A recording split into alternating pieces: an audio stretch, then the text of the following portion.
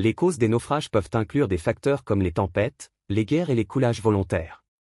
Chaque navire a sa propre histoire unique, de sa construction dans un chantier naval jusqu'à la fin de son service. Malheureusement, la plupart des navires connaissent une fin tragique.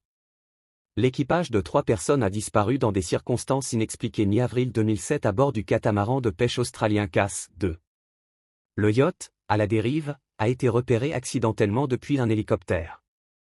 Après une inspection approfondie, il a été trouvé en parfait état de fonctionnement, comme si l'équipage était encore à bord. De la nourriture et des couverts étaient disposés sur la table, l'ordinateur portable était allumé, et le moteur du yacht tournait. Aucun signe de lutte ou d'attaque sur le navire n'a été découvert. Le cargo militaire Thistle-Gorm, transportant des munitions, des bombes, des centaines de motos BSAWM-20, des camions Ford et d'autres équipements, n'est jamais arrivé à la 8e armée britannique. Dans la nuit du 6 octobre 1941, 2 bombardiers allemands Heinkel et 111 ont attaqué le Thistle-Gorm à l'ancre. Une explosion de munitions a suivi, et le navire a rapidement coulé. Ce qui est maintenant un désert était autrefois la mer d'Aral, où se trouve aujourd'hui un cimetière de navires. Depuis les années 1960, le niveau et le volume d'eau de la mer ont rapidement diminué en raison de la déviation de ses principaux fleuves nourriciers, l'Amu Darya et le Sir Darya. La mer avait 3 ports sur ses rives et abritait 30 espèces de poissons. Aujourd'hui, seuls ces navires rouillés rappellent l'existence de cette vaste mer. Le HL Hinley était un sous-marin des États confédérés d'Amérique, construit en 1863 pendant la guerre de sécession. Son équipage était composé d'un commandant et de 7 hommes actionnant la manivelle de l'hélice. Le sous-marin a coulé à cause de dommages mécaniques causés par une explosion. En août 2000, il a été remonté d'une profondeur de 8 mètres. Les restes de l'équipage ont été examinés et enterrés en 2004. En 1968, le cargo Cabo Santa Maria s'est échoué près de l'île du Cap-Vert, où il reste encore aujourd'hui. Il transportait une cargaison précieuse de voitures de luxe, de marchandises, de divers ornements et de denrées alimentaires. Pendant un an, les habitants de l'île, y compris des enfants, ont déchargé la cargaison et l'ont transportée vers la ville de Salrey. Le navire lui-même reste un gardien éternel des côtes de l'île. Le navire de croisière Lyubov Orlova a été construit en 1976 dans un chantier naval en Yougoslavie. En 2013, le navire était remorqué pour être démantelé en République dominicaine lorsque, le 2e jour, le câble de remorquage s'est rompu et le navire a dérivé. Aucune information vérifiée sur le navire n'existe depuis. Il a probablement coulé dans l'océan Atlantique. Les vagues ont secoué le Marne Fiel comme un fétu de paille, tandis que la glace dans la baie d'Ardley frappait sa coque. Finalement, le navire a coulé. Les 4 membres d'équipage ont envoyé un signal de détresse et ont été secourus 2 jours plus tard dans des conditions météorologiques difficiles. Le Marne Fiel a ensuite été récupéré du fond de la mer, mais l'indemnisation de $700 000 n'a pas couvert sa restauration. Le paquebot SS Yongala a été construit en Angleterre en 1903. 8 ans plus tard, il a coulé avec 122 passagers et membres d'équipage lors d'une violente tempête. Il n'y avait aucune chance de sauvetage, car les vagues énormes rendaient impossible la mise à l'eau des canaux de sauvetage. Aujourd'hui, le Yongala est une attraction touristique majeure pour les amateurs de plongée. Après que le navire de croisière MS World Discovery a heurté un récif et subi une brèche sur son côté tribord, le capitaine a échoué le navire pour éviter des victimes. Personne n'a été blessé. L'incident s'est produit le 30 avril 2000. C'est maintenant un site touristique populaire. Depuis 1972, le SS Airfield est échoué dans l'estuaire de la rivière Parramatta. La coque rouillée du navire est recouverte de feuillage de mangrove qui pousse dans ses cabines et sur ses ponts. Le SS Airfield, pesant 1140 tonnes, a été lancé en 1911 au Royaume-Uni et a transporté du matériel pour l'armée américaine pendant la campagne du Pacifique de la Seconde Guerre mondiale. Le cargo Plassey, transportant du whisky, du vitrail et du fil, a rencontré une violente tempête. De grosses vagues l'ont jeté sur les rives rocheuses de l'île d'Inishay en Irlande. Le naufrage a eu lieu en 1960, mais l'équipage a survécu sans blessure. Au cours des 64 dernières années, les restes du navire se sont progressivement détériorés. Le cargo frigorifique MV Evangelia, dans sa 26e année de service, a fait naufrage en 1968.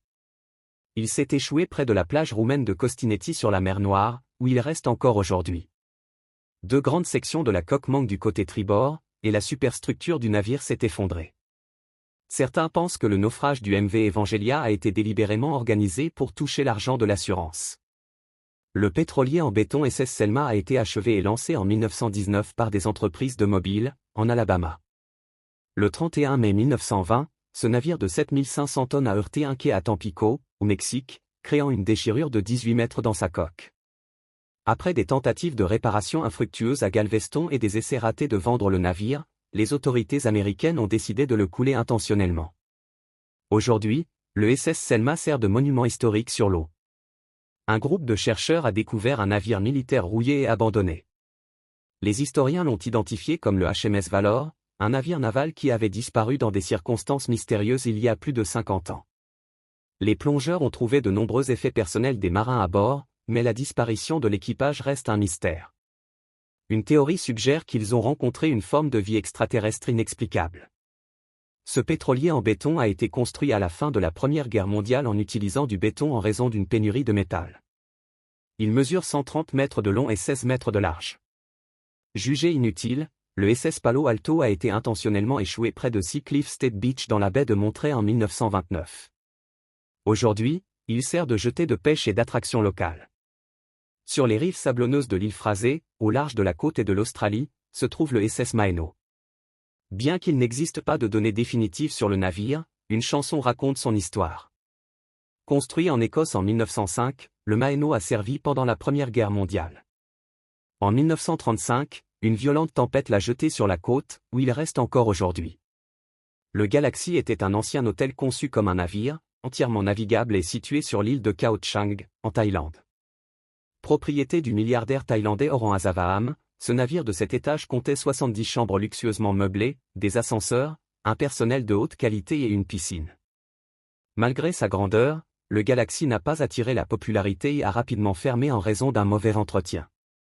Pendant qu'il transportait des billes de bois, le navire écossais Telamon a commencé à prendre l'eau et s'est échoué près de Costa Teguise le 31 octobre 1981. Une tempête en 1985 a divisé le navire en deux parties. La section arrière a été détruite, tandis que l'avant reste sur le site du naufrage, 43 ans plus tard. Incroyablement, le navire à 3 mâts Endurance a entrepris une expédition transantarctique en 1915. Le 24 octobre, le côté tribord a été percé sous la pression de la glace. Pendant 3 jours, l'équipage a lutté contre des températures de moins 27 degrés Celsius pour pomper l'eau des cales et réparer la brèche. Après 107 ans, le 9 mars 2022, le navire a été découvert à une profondeur de 3,8 km, dans un état remarquablement bon. Les marins affirment que les actions d'un seul membre d'équipage peuvent déterminer la navigation sûre d'un navire. En 1983, un événement dramatique s'est produit lorsque le Giannis D, transportant du bois, a heurté le bord nord-est du récif d'Abu Nua. En raison de l'inattention du capitaine, le navire n'a pas coulé immédiatement, et l'équipage a été secouru avec l'aide du navire égyptien Santa Fe. Le Giannis D repose à une profondeur de 27 mètres, ce qui en fait un site de plongée populaire. Lors de son voyage inaugural, le Titanic, un paquebot et cargo, a heurté un iceberg dans la nuit du 14 au 15 avril 1912 et a coulé dans l'Atlantique Nord. L'iceberg a causé plusieurs brèches dans la coque, entraînant la perte du navire. Sur les 2240 passagers et membres d'équipage, la proue et la poupe sont profondément enfouies dans le fond marin et sont dans un état fragile, rendant toute récupération impossible. Le navire fantôme de Cincinnati est visible aujourd'hui en remontant un ruisseau sur la rivière Ohio, dans le Kentucky. Cette coque rouillée n'attire plus que des touristes, mais en son temps, elle a participé aux 2 guerres mondiales et a même fait une apparition dans le clip de Madonna Papa Don't Preach à la fin des années 1980. Robert Miller de Lawrenceburg a acheté le navire pour seulement 77 500 $, mais aucun travail de restauration n'a jamais été effectué. Une flotte de navires en béton au large de la côte sud de la Virginie sert de brise-lames. Pendant la Première Guerre mondiale, la demande de navires a explosé, mais le métal était rare et beaucoup plus cher que le béton. D'ici 1919, plus de 1000 navires en béton avaient été construits dans divers pays. Le vapeur Marie des Humes a été construit en 1881 dans l'Oregon à partir de bois local. Il a servi jusqu'aux années 1970, devenant ainsi le plus ancien navire commercial en activité sur la côte ouest.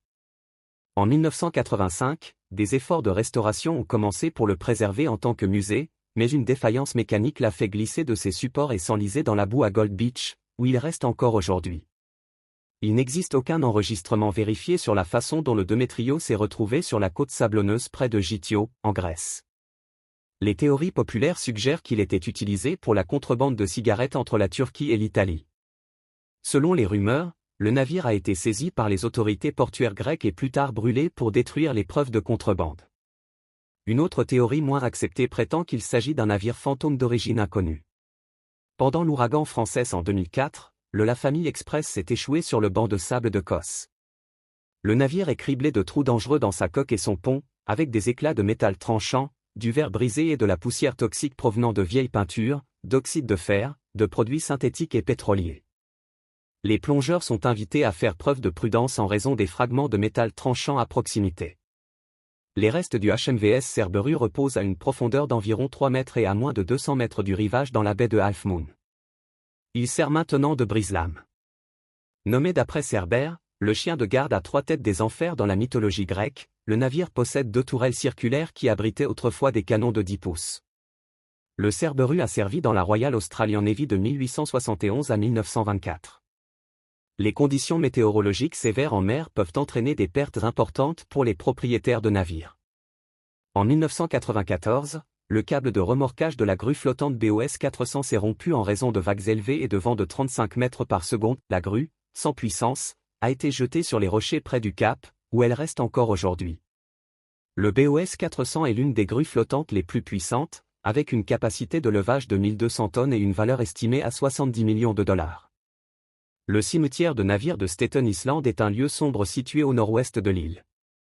Il est apparu après la Seconde Guerre mondiale lorsque la société V-Marine Equipment a commencé à accepter des navires abandonnés pour les démanteler et vendre leurs restes comme ferraille. Ces navires, autrefois dignes d'être exposés dans des musées, servent maintenant de rappel de leur existence éphémère. Le navire gémissant Gabra 64 a été lancé la même année que le malheureux Titanic. Il a servi ses propriétaires pendant plusieurs décennies avant d'être jugé dangereux en 1981. Au lieu de le couler ou de le démolir, le propriétaire a ancré le navire dans la vallée de Scapa d'Ellure, où il se détériore lentement. Il est devenu un site populaire pour les photographes et les touristes. Le paquebot américain SS United States a été le dernier récipiendaire du ruban bleu, une récompense décernée aux paquebots pour leur record de vitesse lors de la traversée de l'Atlantique Nord. Construit en 1951, il était très populaire parmi les Américains pour les voyages transatlantiques dans les années 1950. En 2016, sa restauration a été jugée impossible en raison de défis insurmontables. Le navire repose actuellement à Philadelphie. Le MV Kalakala était connu comme le premier navire profilé au monde grâce à son design unique de style art déco. De 1935 à 1967, il a opéré dans le Puget Sound. Au fil des ans, il a changé de propriétaire et a même été converti en usine de traitement de crevettes. En 2015, le navire a été démantelé, seule la timonerie et le gouvernail ont été conservés et vendus comme souvenirs. En 2003, le navire de pêche IMC a été découvert à la dérive dans les eaux australiennes sans son équipage. Aucun signe de détresse ou de lutte n'a été trouvé, et le navire avait suffisamment de carburant et de provisions. Un membre d'équipage indonésien, retrouvé à terre, a révélé que le capitaine Chenet Chang et le mécanicien Lin Chinli avaient été tués. Cependant, les événements exacts et le motif de la mutinerie restent flous. Je me souviens quand le bateau a été laissé dans la rue et que son propriétaire est parti, a déclaré Rebecca Dixon, responsable des services maritimes. Le petit vieux navire Reyes Shipwreck aurait pu être démantelé il y a longtemps, mais un groupe de photographes s'est battu pour le préserver. Grâce à l'attention des réseaux sociaux et même à un clip musical, le bateau emblématique est resté intact. Le Costa Concordia est le plus grand naufrage de l'histoire, avec 15 ponts, 4 piscines, 5 restaurants, un casino et 1450 cabines luxueuses. Le navire a heurté un récif rocheux près de l'île de Giglio, subissant une brèche et commençant à couler. La plupart des passagers et de l'équipage ont été secourus, mais 32 personnes ont perdu la vie. En 2013, le navire a été renfloué et ensuite démantelé pour récupérer le métal.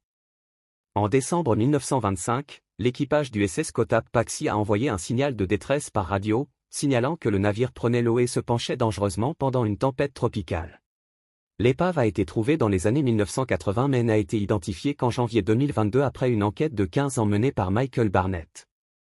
Le navire est devenu célèbre grâce au film Rencontre du troisième type, où il était montré comme ayant été mystérieusement transporté dans le désert de Géoï par des extraterrestres. L'épave d'Anticythère est un navire de l'époque romaine. Des plongeurs explorant le site ont découvert de nombreuses statues, des pièces de monnaie et d'autres objets datant du Ve siècle avant Jésus-Christ. En octobre 2019, un bras en bronze d'une sculpture et d'autres morceaux de statues en bronze et en marbre ont été retrouvés. Le 7 mai 1915, un sous-marin allemand U-20 a torpillé le RMS Lusitania, un grand paquebot à 4 cheminées. Le navire a coulé en 18 minutes, à 19 km des côtes de l'Irlande, à une profondeur de 93 m sur les 1960 personnes à bord, 1196 ont péri. Le naufrage du Lusitania a fortement influencé l'opinion publique, notamment aux États-Unis, contre l'Allemagne. Malgré l'immensité de l'océan, des collisions entre navires se produisent encore. En 1956, le SS Andrea Doria est entré en collision avec le paquebot suédois Stockholm dans un épais brouillard, à 45 milles nautiques au sud de Nantucket. Bien que 49 personnes aient perdu la vie sur les deux navires, le sauvetage des passagers de l'Andrea Doria est considéré comme l'un des plus grands sauvetages maritimes de l'histoire. Lors de son dernier voyage commercial en 1931, le SS Baishimo, chargé de fourrure, s'est retrouvé piégé dans la glace. L'équipage a temporairement abandonné le navire et a marché sur plus d'1 kilomètre de glace jusqu'à la ville de Barrow. À leur retour, le navire avait disparu, supposé avoir coulé. Il a cependant été aperçu plusieurs fois par des chasseurs de phoques, ce qui lui a donné sa réputation de navire fantôme. Son dernier signalement date de 1969 par un groupe d'Inuits. Le naufrage du ferry MV Donia pas après sa collision avec le pétrolier Vector, le 20 décembre 1987, est la plus grande catastrophe maritime en temps de paix, surpassant le naufrage du Titanic. La tragédie a causé la mort de 4386 personnes. L'huile du pétrolier a pris feu, et les flammes ont rapidement englouti le ferry et l'eau environnante. Aucun des deux navires n'a envoyé de signal de détresse, et les secours n'ont commencé que 8 heures plus tard. Le Sweepstake est l'une des épaves du XIXe siècle les mieux préservées des Grands Lacs. Ce schooner de 37 mètres à 2 mâts, construit en 1867, était utilisé au Canada pour transporter du charbon pendant 18 ans. En 1885, le navire s'est échoué et a coulé dans des eaux peu profondes près de Tobermory, où il repose à environ 6 mètres de profondeur. Sur la côte de l'île Fraser, en Australie, se trouvent les restes du SS Maeno. Chaque année, l'eau salée et l'air corrodent un peu plus le métal du navire. Conçu à l'origine comme un paquebot de luxe pour les riches passagers traversant la mer de Tasman, le navire a été transformé en hôpital flottant pendant la Première Guerre mondiale pour transporter des soldats blessés de la France vers l'Angleterre. En 1970, le croiseur léger soviétique Murmansk a participé au plus grand exercice naval de l'histoire de l'URSS, appelé Océan. Désarmé et mis hors service en 1992, le navire a été perdu 2 ans plus tard lors de son remorquage en mer de Norvège. Son câble s'est rompu dans des vagues de 15 mètres, et il s'est échoué sur les côtes rocheuses de l'île Sria, en Norvège. Son démantèlement a été le plus coûteux de l'histoire norvégienne, atteignant 328 millions de couronnes norvégiennes. Lors d'une violente tempête le 10 novembre 1975, le SS Edmund Fitzgerald, le plus grand cargo des Grands Lacs, a coulé. Il reste la plus grande épave de la région. Les 29 membres d'équipage ont péri et leurs corps n'ont jamais été retrouvés. Avant de sombrer, le capitaine avait signalé des dégâts et envoyé son dernier message, « Nous tenons bon ». Le 27 avril 1865, le SS Sultana a subi une explosion catastrophique de sa chaudière, à 8 km en amont de Memphis. L'explosion a fait s'effondrer les ponts remplis de passagers endormis, et l'une des cheminées a été projetée à la mer. Une autre cheminée est tombée sur la structure avant du navire. Le bateau est resté à flot pendant environ 1 heure avant de sombrer. Cette tragédie a coûté la vie à plus de 1700 personnes. Le navire MS Barrett a été construit en 1921 pour $145 000 et lancé la même année. En 1937, il a été utilisé par le corps des ingénieurs de l'armée américaine à Florence, en Alabama, avant de passer entre plusieurs propriétaires. En 1990, il était prévu de le transformer en casino, mais le projet n'a jamais vu le jour. En 2016, ce navire historique s'est échoué en Louisiane, où il reste dans un état très détérioré. Le SS Indianapolis a accompli sa mission la plus secrète en juillet 1945, en livrant de l'uranium et d'autres composants pour la bombe atomique à la base navale américaine de Tinian.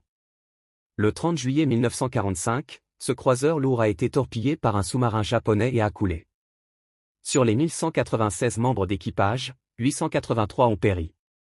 Le matin du 14 décembre 2002, le navire norvégien MV Tricolor, pesant 50 000 tonnes, est entré en collision avec le cargo bahaméen Kariba dans un épais brouillard, à 30 km des côtes françaises.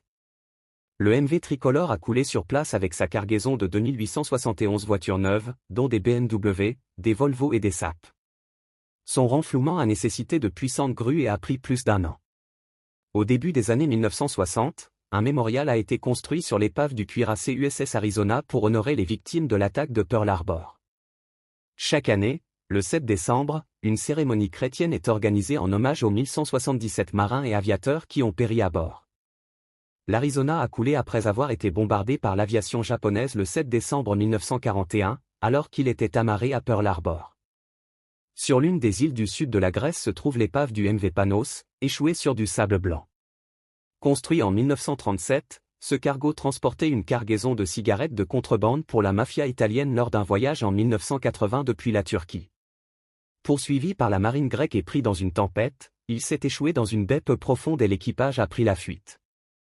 Cette histoire a été confirmée plus tard par des documents judiciaires et des photographies. Plus d'un siècle s'est écoulé depuis que le Peter Iredale s'est échoué. Aujourd'hui, les restes rouillés de sa proue et de ses mâts dépassent encore du sable du parc d'État de Fort Stevens. En 1906, des vents violents et une mer agitée ont poussé le navire à s'échouer. Après des semaines d'attente pour une météo favorable, les tentatives de le remettre à flot ont été abandonnées, laissant le navire s'enfoncer définitivement dans le sable. Le bateau expérimental HMS Vixen a été lancé par la Marine royale britannique en 1865. Pesant 1250 tonnes, c'était l'un des navires les plus lourdement blindés de son époque, avec un équipage de 80 marins et diverses armes à bord. Cependant, il s'est révélé inefficace lors des essais en mer et a été remorqué jusqu'à Bermuda, où il a servi de batterie défensive fixe. Après son déclassement, son équipement précieux a été retiré et le navire a été coulé. Le USS Kittiwake, un navire de sauvetage de sous-marins de la marine américaine, a été en service de 1946 à 1994. Il a participé à de nombreuses missions de récupération de sous-marins, avec des plongeurs qui descendaient souvent de son pont pour effectuer des recherches sous-marines. Après son déclassement, il a été délibérément coulé pour créer un site de plongée et de snorkeling prisé au large de Grand Caïman. Les gigantesques navires fantômes ne sont pas seulement des légendes, ils existent réellement. Ces vaisseaux dérivants présentent de sérieux risques de collision. Ceux qui osent les explorer trouvent parfois les restes sans vie de marins, ou alors, absolument rien.